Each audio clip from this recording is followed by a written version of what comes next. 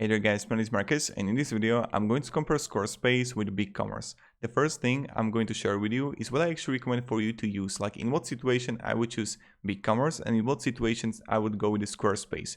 Then I'm going to look on the pricing plans of both of these website builders, and then I'm going to show like templates and also the main features and how it feels to use Squarespace and how it feels to use Bigcommerce.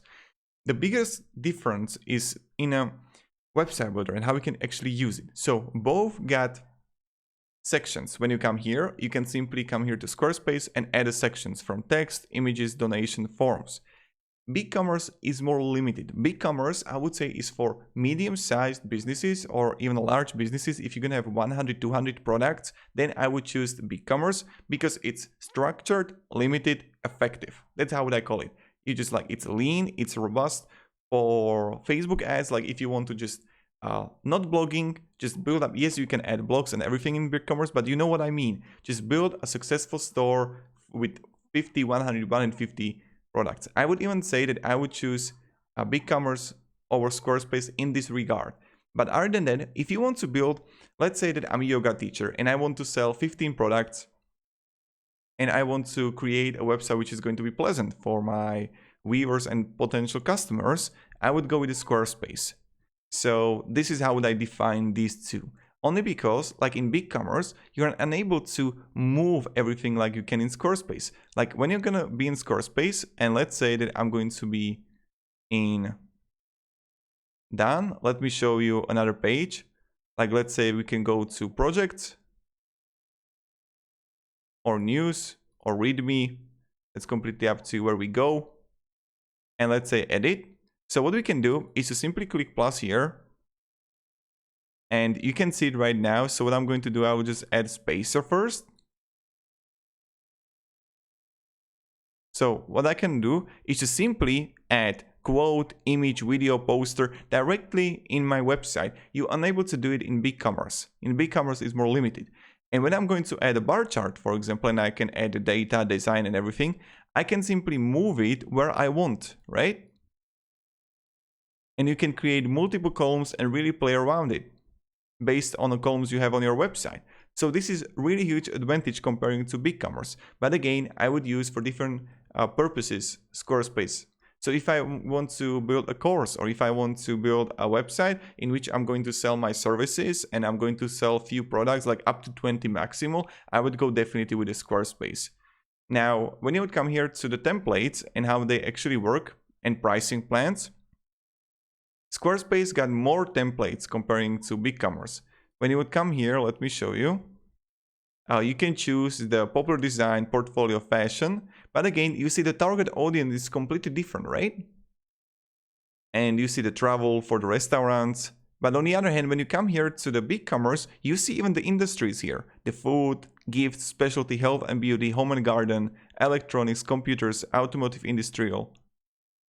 That yes, they have a lot of templates too, but they are strictly directed on the medium-sized range products that you're gonna have on your website, comparing to Squarespace, which is like more, you know, like a wind. I don't know how to define it, but you know what I mean.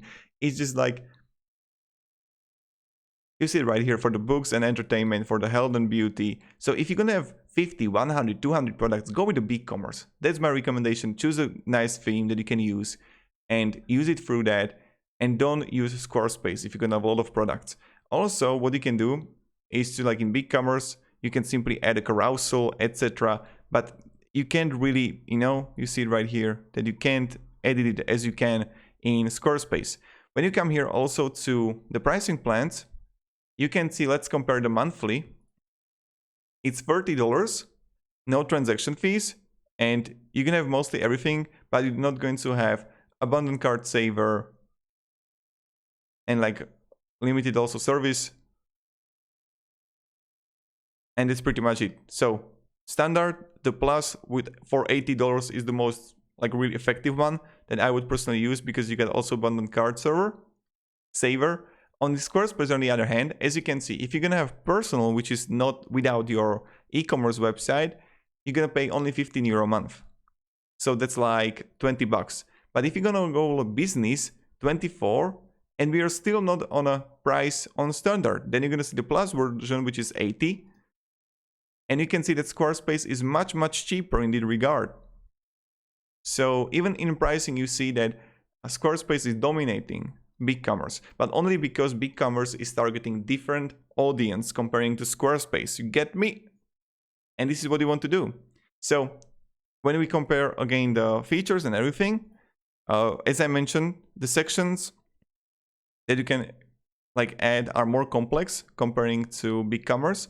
First thing, the second thing on both, you can add blocks if you want to. So you can go simply here and you can go to storefront, click block, and then you can add a block here, right? But I like it more on Squarespace because I just come here, I click done, save, I go to pages, and I can really say that the learning curve is higher on Bigcommerce comparing to Squarespace.